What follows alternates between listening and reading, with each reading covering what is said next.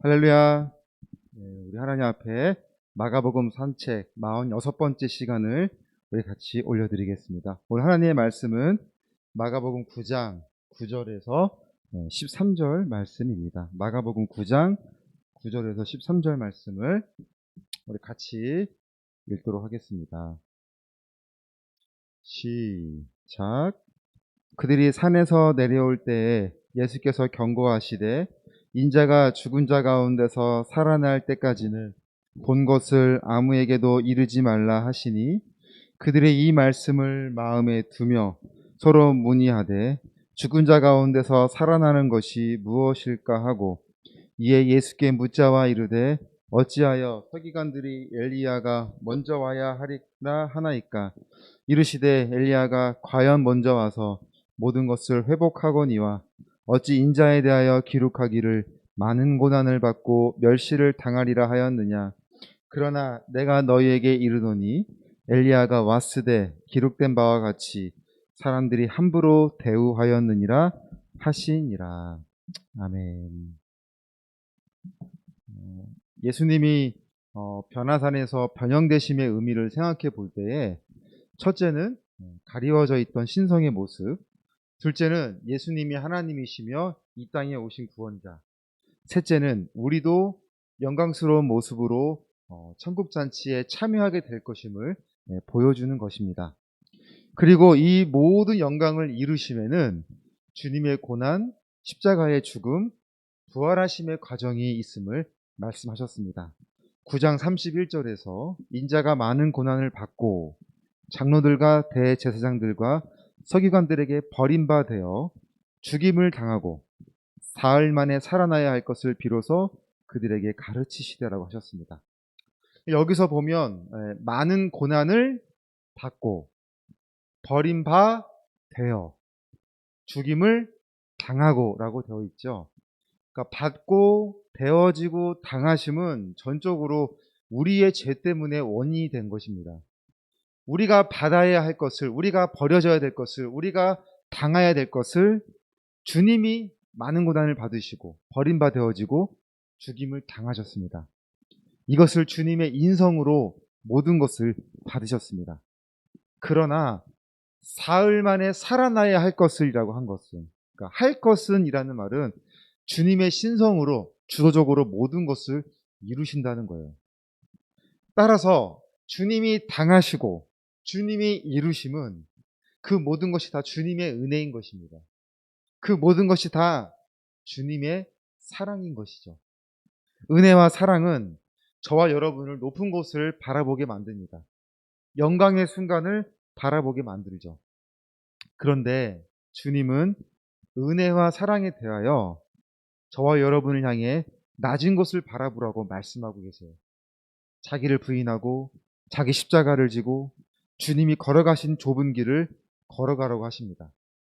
이것을 야고보서 1장 3절에서 뭐라고 표현하냐면 믿음의 시련이라고 말씀을 하고 있어요. 제가 한번 읽어볼게요. 야고보서 1장 3절입니다.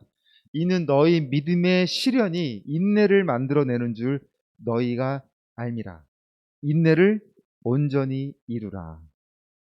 그러니까 십자가의 수고 없이 결코 영광의 순간을 맞이할 수 없다는 거죠. 영광의 날에 참여하려면 십자가의 삶을 살아야 한다고 말씀합니다. 예수님의 변형되심에 이 누가복음 9장에서도 기록되어 있는데요. 누가복음 9장 31절을 보면 모세와 엘리야가 영광 중에 나타나서 장차 예수께서 예루살렘에서 별세하실 것을 말할세라고 기록되어 있습니다. 그 영광 중에 예수님의 그 찬란한 빛이 천지를 뒤덮고 있고 천국의 영광을 보여주실 때 별세하실 것을 말할세. 모세와 엘리야는 예수님이 짊어지실 십자가에 대해서 이야기를 하고 있는 거죠.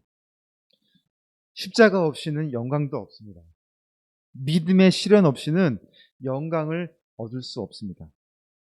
베드로가 초막집을 지어서 예수님과 모세와 엘리야와 같이 살자고 하는 그 말의 의미는 한편으로는 그 영광의 순간을 수고 없이 그냥 얻으려고 하는 욕심이 있었던 거예요.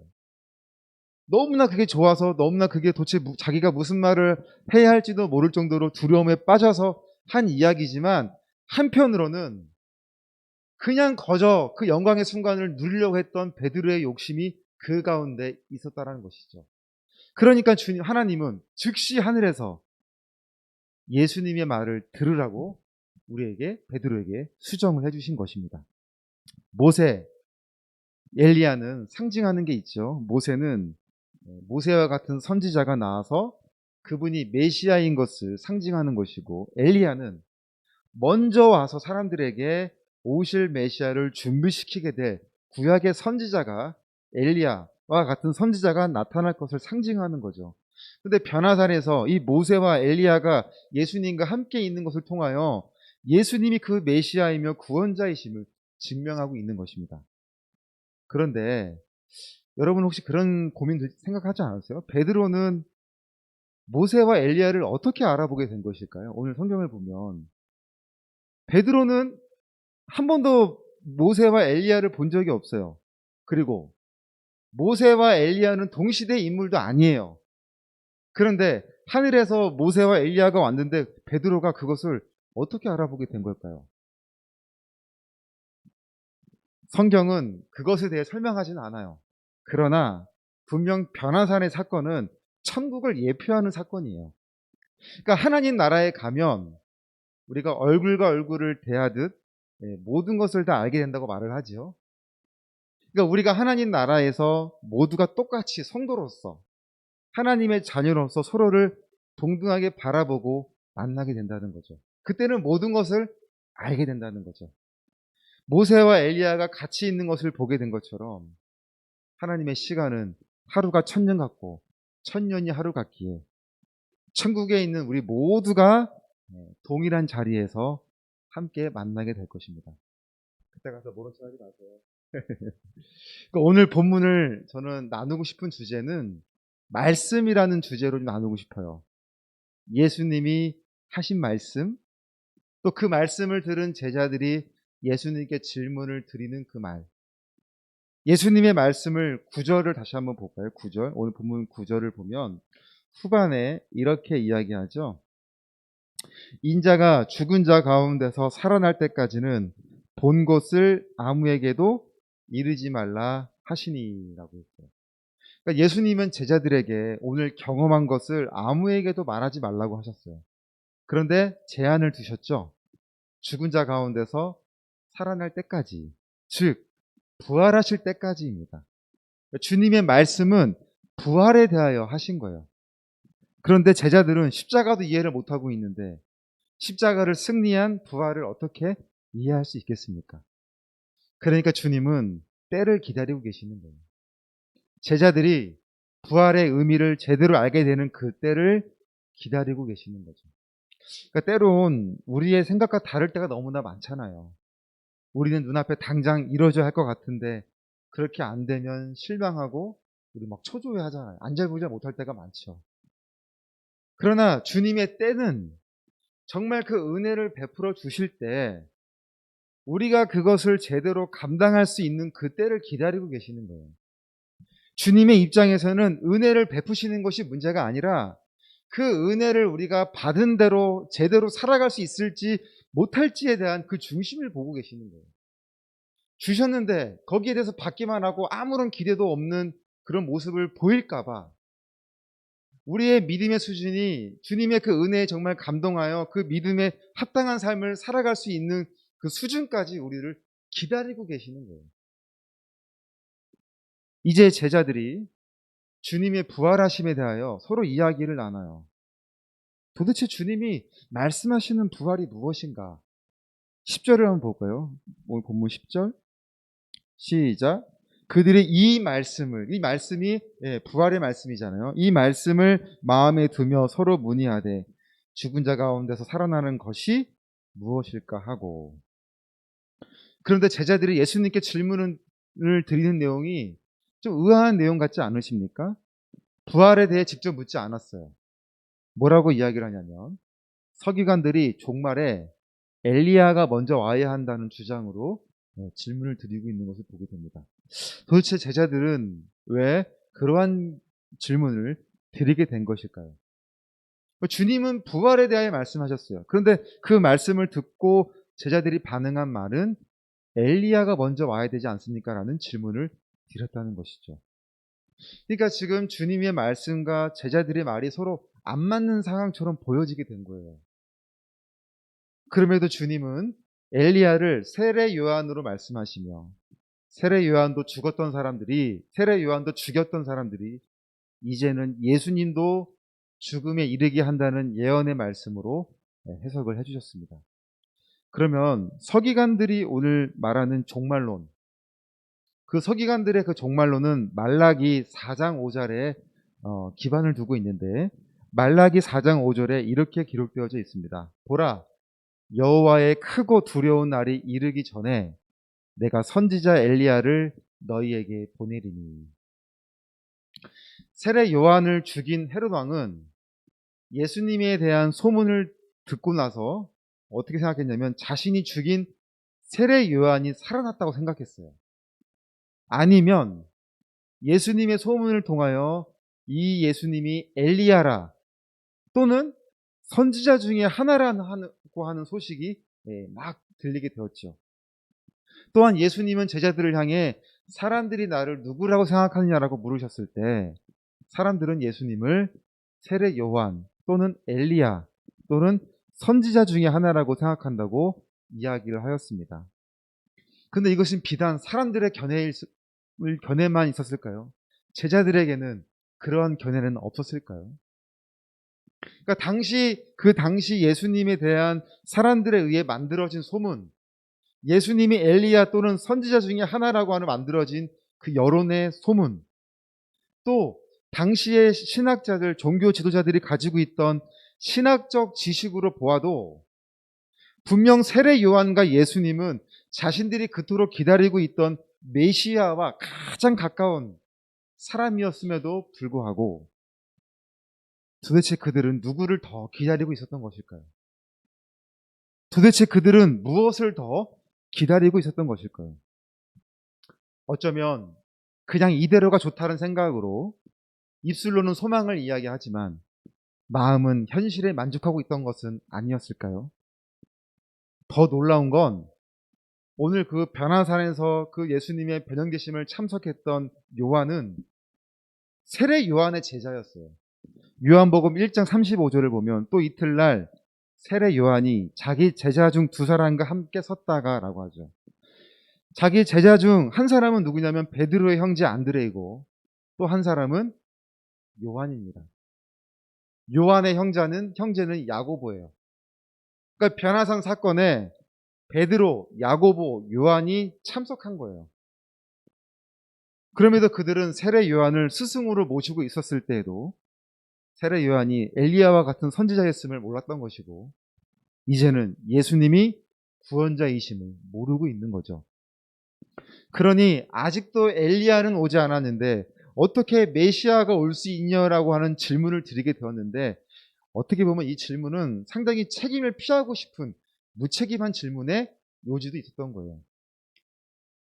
예수님과 대적하는 서기관들의 주장으로 좀 질문을 드리고 있는 거죠. 엘리야가 오지 않았는데 어떻게 지금 예수님이 먼저 올 수 있습니까? 구원자가 올 수 있습니까?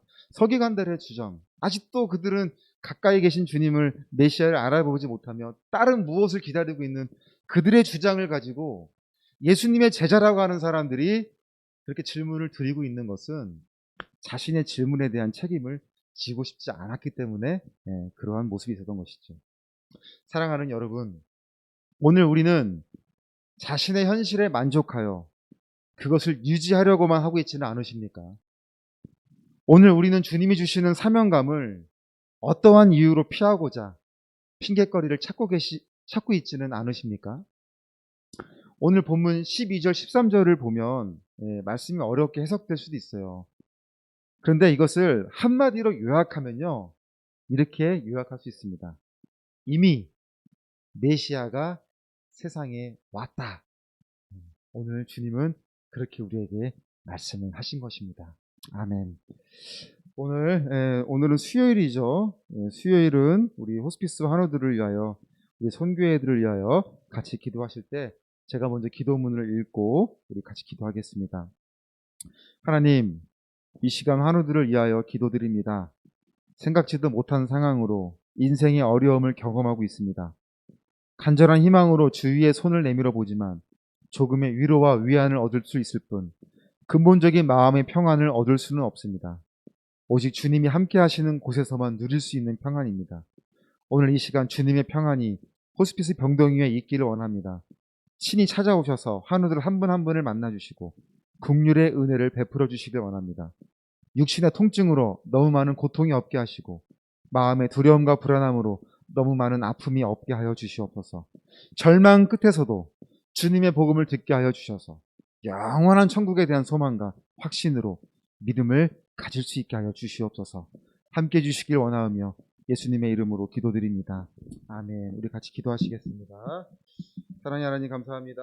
오늘 우리 안에 주님의 사랑으로 은혜를 경험하기 원합니다. 하나님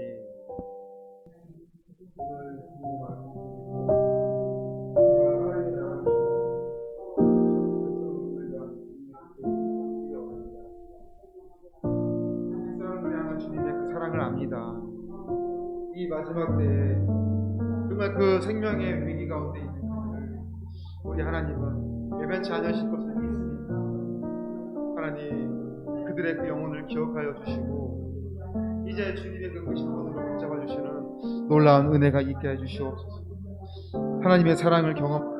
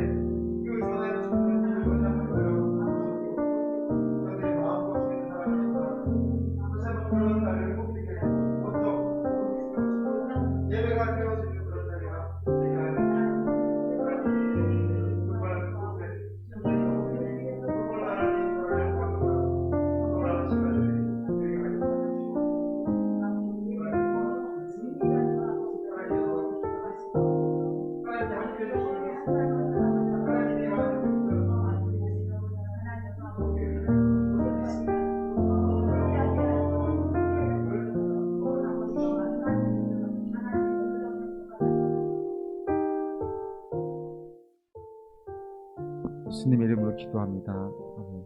우리 이 선교회를 위해서 기도해 주시겠습니다. 우리가 다음 주 월요일부터 셀라 아카펠라 팀을 창단하여 이 어려운 가운데서 조심스럽게 진행을 하려고 합니다. 오직 목적은 하나예요. 우리의 목소리를 통하여 하나님 영광 올려드리고 우리의 목소리를 통하여 호스피스 대상자들을 위로하는 그런 역할을 쓰임받기를 원합니다. 실력을 잘하는 그런 게 중요한 게 아니라 마음이 중요한 거니까 하나님 이 충창단이 정말 은혜 안에서 잘 세워져서 시작을 잘 할 수 있도록 또한 선교회에 주어진 많은 사역들이 이처럼 기도하는 가운데 진행되어 줄 수 있도록, 그리하여 하나님이 이끄시는 우리 안호선이 되게 해달라고 우리 이 시간 같이 기도하시겠습니다. 하나님 감사합니다.